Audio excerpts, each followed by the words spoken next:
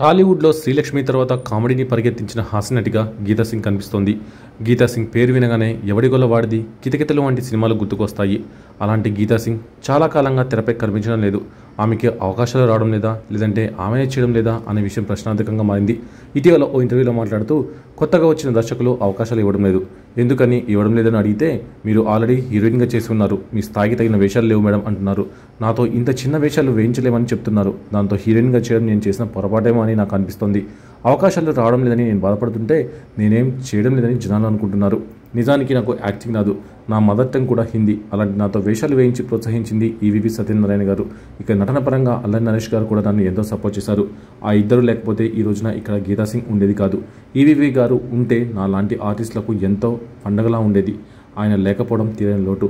నాలాంటి వారు చాలామంది వెనకబడిపోయారు అంటూ ఆవేదన వ్యక్తం చేసింది గీతా సింగ్.